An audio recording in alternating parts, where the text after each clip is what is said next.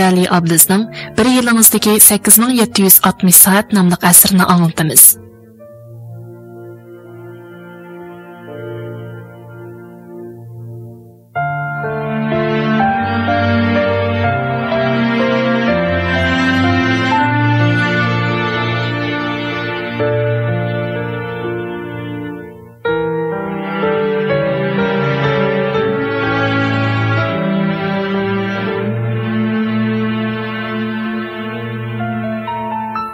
Tavsiyannoma.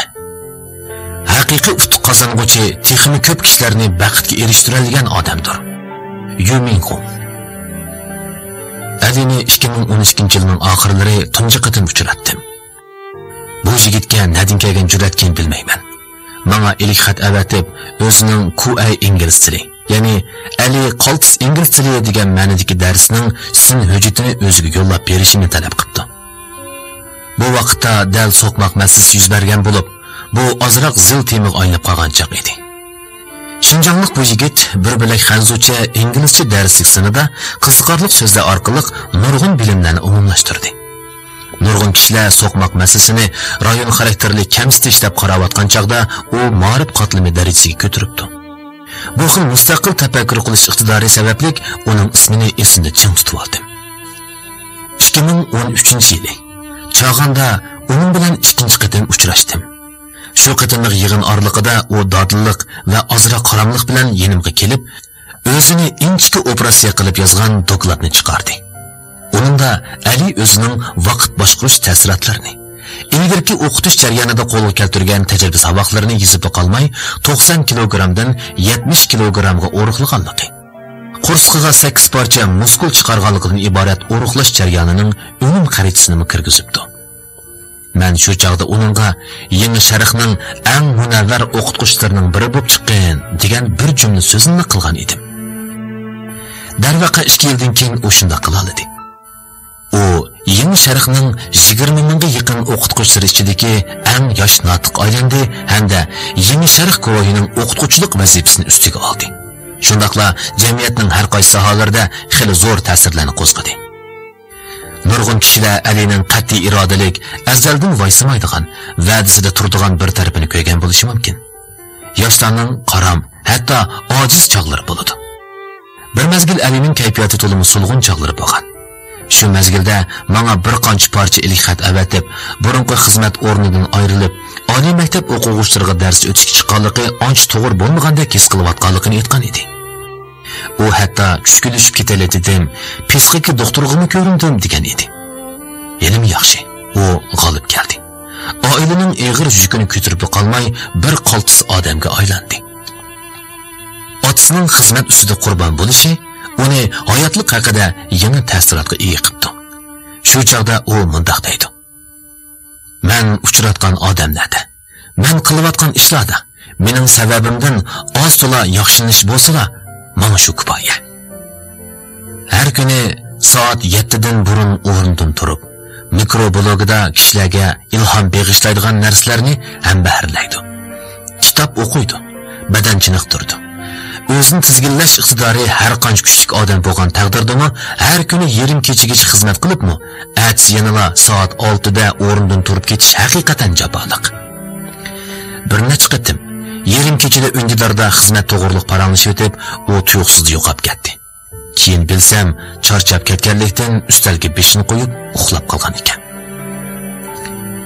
Ali o'zining qiyinchiliklarini oldirab tilga olmaydi.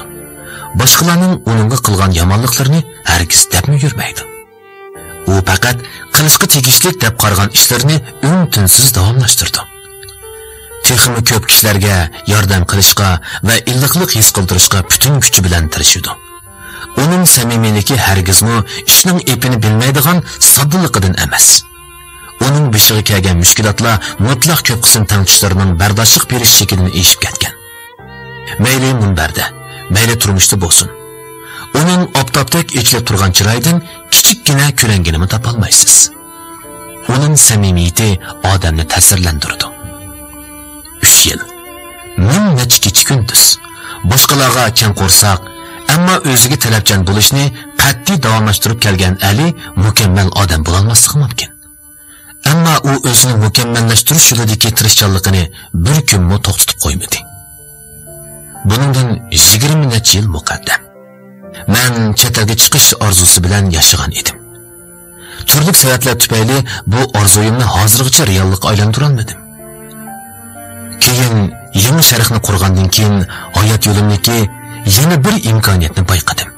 Yana jumgolik o'quvchilarning ingliz tili o'tkilidan o'tib, chet elga chiqish orzusini reallikka aylantirishiga yordam qila oladiganligimni tunib yetdim.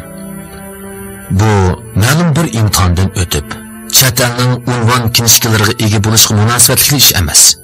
Texmi muhimi o'ziga ishonishga, izzat, hurmat, g'urur yetildirishga munosabatli ish. Bugungi kunda endi 26 yoshga kirgan Ali utuq qozonguchi, munavvar yosh, aktival energiya taratquchi, irodalik yigit degandek turli yaxshi sifatlar bilan sifatlanmoqda. Men uningdan qobiliyatli odam bo'lishni qanday tushunadiganligini so'ragan edim, u menga keskinlik bilan umrdan uzun ishlarni qilish deb javob bergan edi. U sizga sirliq retseptlarni yezib bermaydi. Faqat to'g'ri usuldan foydalanib, texmi yaxshi odamga aylanishning to'g'ri yo'llarini chinlik bilan aytib beradi. Chunki u o'zi shu yo'lni o'ngishib besib o'tgan. Alining muvaffaqiyati navbatda utuq qozonish uchun kurash qilayotgan yoshlarga g'alaba qilishning haqiqiy mavjud bir imkoniyatini ko'rsatib berdi.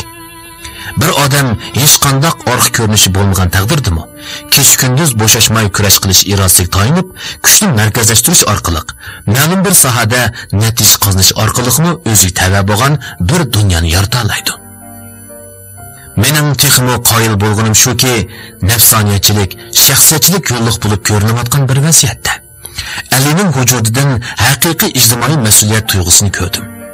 U o'zini kuchaytirishga ahamiyat berib qolmay, xili zo'r zehni quvvatini boshqalarga yordam qilishga sarf qilyapti.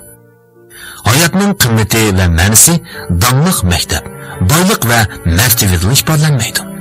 Albatta, haqiqiy muvaffaqiyat texmi ko'p odamlarning yo'lini yo'rtishdir. Abdurdin 2011 yili 6-oyning 14 kuni kech soat 11 da otam Abdusaydin Shinjongning Qo'rg'os noyasida quyosh energiyalik yo'l chirig'i o'rnatib etib, xizmat ustida qazo qildi. Shu yili u 51 yoshda edi. Shu chog'da mening Beijing universitetini bitirishimga faqat 15 kun qolgan. Yurtga qaytib, otamni yerligiga qo'yib, ayrilish azobida puchlanayotgan onam va singlimni o'rlashtirib bo'lib, yana Beijingga qaytib keldim hamda chiqish yo'limni tepish uchun mushu shaharda qoldim. U chog'dagi men bir oqpishmoq bodak edim. Xizmatda qanday ishlashni bilmaydim. Qonitim sungan, makonsiz qolgan edim.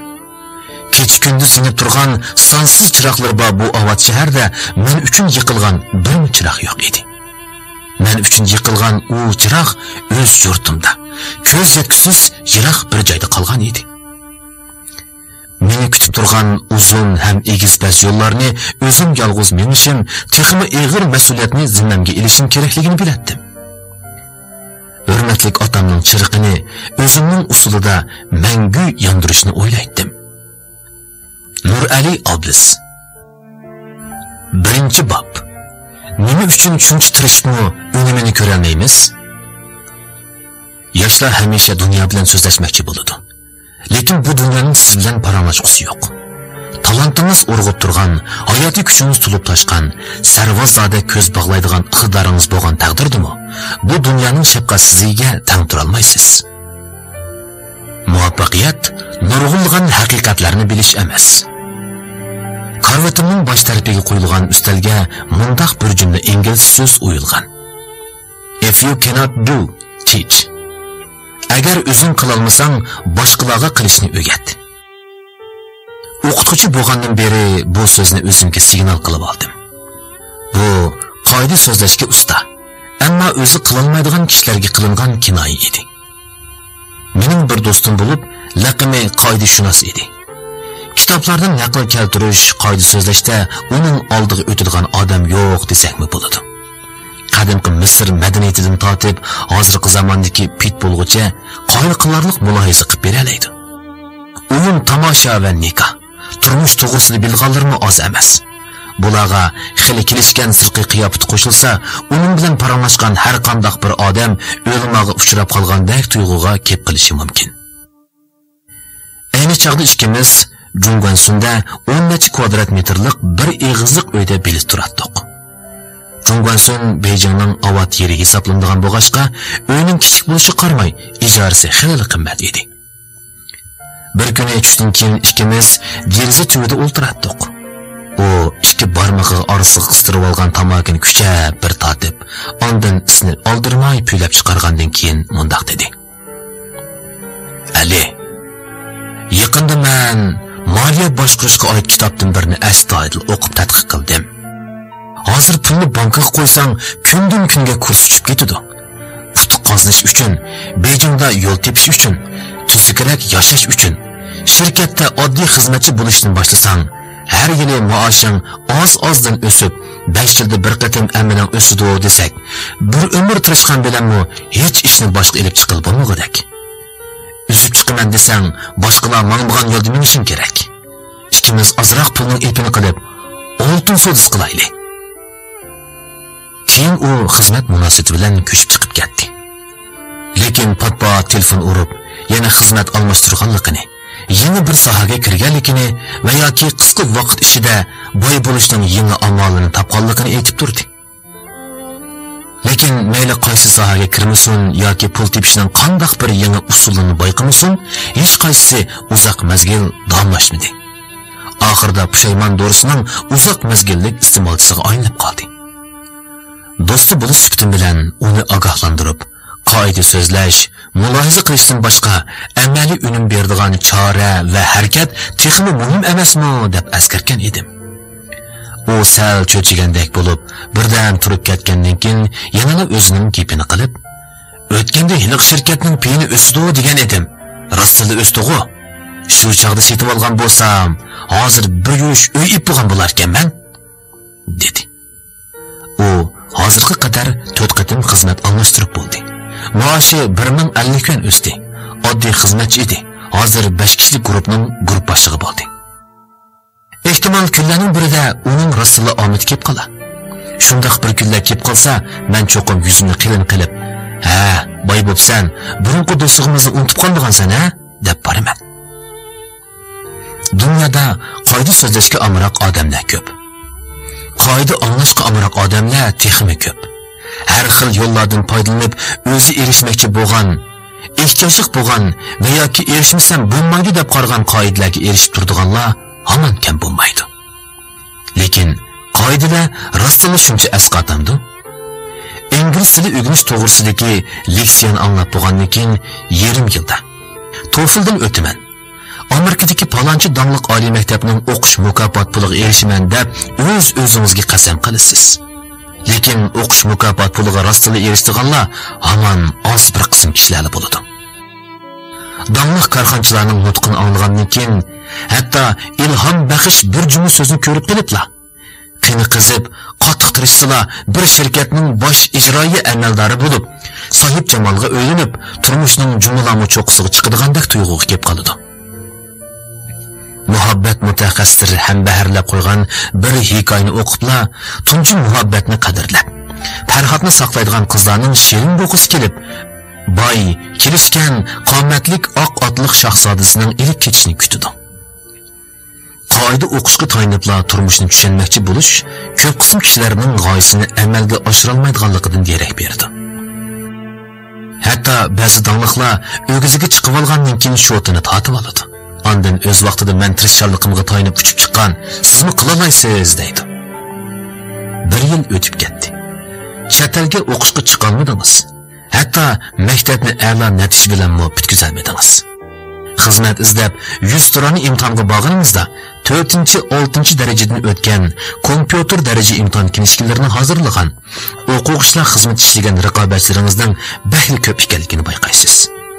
Tasavvuringizdagi oq otliq shahzodingizning hashamatlik tomosha so'rinlarda yurganligini va yoki bir to'p sohibjamollar o'rib olgan holatda bayqaysiz. Qarg'ulachi istifa berib, ot Oyliqonga, yo'l Sariqonga deb bir mahal oylanib, yana boshdagi o'rningizga qaytib kelganingizda hamma ishni boshdan boshlashga majbur bo'lasiz. burunqi xizmatdoshingiz endilikda boshlig'ingiz bo'lib qoladi. Nurg'un kishilar mijozini mo'chalga, ya'ni yulduzlarga, tirishchanligini hikmatlik iboralarga, imtihonni talaga bog'lab qo'yib, orqadan o'ziga shuncha ko'p qoidani anglabdiman, turmushim yana yaxshilanmadi deb o'ltirdi. Yoshlar hamisha dunyo bilan so'zlashmoqchi bo'ladi. Lekin bu dunyoning siz bilan paranglashqusi yo'q. Talantingiz urg'ib turgan, hayotiy kuchingiz to'lib toshgan, sarvozlarda ko'z bog'laydigan iqtidoringiz bo'lgan taqdirdimi, bu dunyoning shafqatsizligiga tang tura olmaysiz. Yoshlar osonla o'zidan gumonlanib qoladi. Ondan turmushga bo'lgan ishonchini yo'qotib qo'ydi. Shuning bilan odatdagi shu yo'lga mangadi. Halbuki turmushning go'zalligi shu yerdiki, mo'jiza hamon yuz beradi. Muhimi mo'jizaning oshqushi to'g'ri usulni tepish kerak. O'rta maktabda o'qiyotgan vaqtimda otam menga "Men qoidadan bir chora afzal. Men hayajon bo'lgan bilan harakat bo'lmasa bekor" dedi. Mening hozirgacha erishgan shu ozg'in natijalarimni otamning shu so'zlarining tikiga yetganligimning natijasimikin deb qarayman. Ko'pchilik oldida nutq so'zlashdan qo'rqmaydigan odam bo'lmiz kerak. Men boshqalar o'xshashlar nurg'un odam oldida bemalol so'zlaydigan bo'lishni orzu qilardim. Lekin har qancha qilsam-mu bu orzuga yetmak hech mumkin bo'ladigan qilmaydi. Uning ustiga men osonla jiddiylashidigan odam edim. Mijozimda qo'rqinchoqlikmi bor edi. Keyin Yangi Sharqda o'qituvchi bo'lib, necha yuz, necha ming, hatto 10 necha ming o'quvchi oldida so'zlashga majbur bo'ldim. O'qituvchilik bo'lishga tegishlik mahoratni to'liq hozirlash uchun nutq so'zlash mahoratiga oid topolganlik kitoblarning hammasini o'qib chiqdim. O'zi yaxshi so'zlanmaydigan turib, boshqalarga qanday so'zlashni o'rgatalaydigan avliyolarga aynib qolgan chog'larim bo'lgan edi. Bir kuni odam yo'q sinfda leksiya so'zlashni mashq qilib olsam, bir xizmatdoshim kirib birdan qarab turgandan keyin o'zimdagi masalaning zodi nima ekanligini bayqadimmi? Agar bayqay olmagan bo'lsang, ming qatim mashq qilsang bekor, dedi. Uning maslahati bilan maqsadlik mashq qilish usulini qo'lladim. Bu usulni Florida universitetining psixologiya mutaxassisi Andres Erikson o'tirg'i qo'ygan bo'lib, uning muhim nuqtasi qayta takrorlash va inkas qaytirish. Avval mashq qiluvchi to'g'ri usulni egilishi va uni pishqilishi kerak. Nutqqa nisbatan aytgan chog'da yaxshi nutqning zodi nimaligini bilish kerak. Buning uchun kitoblardagi abstrakt nazariyalar yetarli emas. Shunga men dangliq notiqlarning hammasining degidek simga ilingan nutq filmlarini tepib kelib, qayta ko'rib, inchki halqalargacha astoydil tadqiq qildim. Fursat bo'lganda ba'zi dangliq notiqlarning nutqini naq maydonda anglab, minglagan anglag'uvchilarning olqi sadolariga cho'milgan chog'dagi ajoyib kayfiyatini ko'rdim. Undan keyin mashq, inkas, mashq jarayonini takror davomlashtirdim. Maqsadlik mashq qilish xatolik markaz qilingan usul bo'lib, mashq qiluvchi xatolikka nisbatan sezgir bo'lishi, xatolikka yo'l qo'ymaydigan, bayqagan hamon uni tuzadigan aktiv pozitsiyada bo'lish kerak. O'zimning do'rab mashq qilishi bo'lsin yoki dars o'tish jarayoni bo'lsin, maqsadlik holda simga ilib oladigan, uyga qaytgandan keyin ularni takror ko'radigan bo'ldim. Dastlabda ekrandagi o'zimga qarab o'tirishga toza ko'nalmadim. Yana kelib, ilgari o'zimcha nihoyat yaxshi bo'ldi deb qaragan nuqtalarning amaliyotda undaq emasligini bayqadim. Ovoz chiqarish va badan harakati jihatda kasbiy tarbiya ko'rmagan nurg'un kishilarga o'xshash hayajonli mazmunlarga kelganda qo'llarimni har yon pulanlatib, yuzimni to'sib oladi ekanman. Yili u yoqqa, yili bu yoqqa irg'anlab jim tura olmaydi ekanman. Bu deganlik shundoq bo'lganda deganga o'xshash iboralarni to'la takrorlaydi ekanman. O'zim yaxshi biladigan mazmunlarga kelganda ixtiyorsiz holda bak tez so'zlab ketar ekanman. Eng muhimi, menda ekran tuyg'usi yo'q ekan. Anglag'uvchilarga mening ularga so'zlayotganligimni, ularga ahamiyat berayotganligimni his qildira olmaydi ekanman. O'zgartishga tegishli nuqtalarni yozib olib, to'xtamay tuzatdim. Hamda keyingi qatimliq leksiyaning sin hujjatini silishtirib, har bir savallikni tamoman tuzib bo'lgan, qayta sodir qilmagan chog'da ondan daftarimdan o'chirib etdim. Sonsiz qatimliq maqsadlik mashq qilishdan keyin Yangi Sharqning darsxona leksiyasiga pishiq bo'lib qolmay, yeni sharqdagi notiqlarning biriga aylanib, bir vaqtda necha ming, necha 10 ming odamga leksiya so'zlaydigan g'oyi safar temisidagi oylama leksiya munbarlarida namoyon bo'ldim. G'ayri turlar nomli bozorlik kitobning avtori Vladimir mundaq deydi. Kishilarning nazaridagi talant sohiblarining qaltisligi ular bilan birga tug'ilgan emas, balki izchil davomlashgan tirishchanlikning natijasidir. 10 ming soatlik tavlanish har qanday bir oddiy odamni oddiylikdan halqitadi. Men hargizmi talantlik hisoblanmayman. Japolik tirishchanligim badaliga ozgina natijani qo'lga keltirish jarayonida his qilganim shuki, dunyoda utuq qozishni o'rgatadigan e'tiborli kitob mavjud emas. Eng oddiy ishlarni voyaga yetkazgan vaqtingizda muvaffaqiyatga tabiiy holda yaqinlashgan bo'lasiz. Men bu yo'lda shuncha ko'p qoidalarga nisbatan muayyan ko'z qarashga ega bo'lgan bo'lsam-mu, bu mening qoidalarni o'rganmaydigan, qimmatini tushunmaydigan yoki ularga parvosiz qaraydiganligimni bildirmaydi. Balki men shuni bildimki, qoidani har qancha jiq anglagan taqdirdami, u baribir boshqalarning tajribasi. Faqat to'g'ri usulga tayangandala o'zingiznikiga aylantirg'ul bo'ladi. Meni to'xtamay olg'a bostirib kelayotgani, qaramoqqa ancha muhim emasdek ko'rinadigan bosh cho'kirib tirishayotgan o'zimdan iborat. Ba'zida bak ko'p qoidalarni bilib ketsangizmi, aksicha o'zingizga tushak sep qo'ysiz. O'xshamagan qoidalar to'la hollarda o'zaro ziddiyatlik nuqtalarga ega bo'ladi. Maslahatlar ba'zida bir-biriga zid bo'lib qoladi. Ba'zilari ochiq, ba'zilari tatliq, ba'zilari battam, ba'zilari chuchmal bo'ladi. Aralashtirib iste'mol qilaversangiz, qo'rsoqni og'irtib, qadamni ostilatib, qalbingizni qalaymaqon qilib etadi.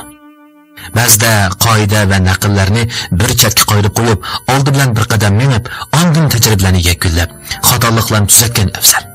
Shunda qilgandala ko'p biladigan, ammo hech ish qilmaydigan, oxirida hech narsani o'zgartirmaydigan, hech ishni boshqa ilib chiqolmaydigan odam bo'lib qolishdan saqlangan bo'ladi. Bu kitobda qoidani so'zlanadi. Ammo qoidadan ko'ra usul ko'proq so'zlanadi.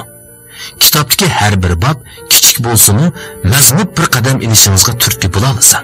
Shunda qilib bir qadamdan ilgirlab, asta-asta orzu-armonlaringizga yaqinlashsangiz, mening bu kitobni yozishdagi muradim hosil bo'lgan bo'ladi. Nurali Abdus yozgan, Şinjan Pan-texnika nashriyati nashr qilib tarqatgan bir yilimizdagi 8760 soat nomli asarni mush yergacha anglatdik. Davomini ati anglaysizlar.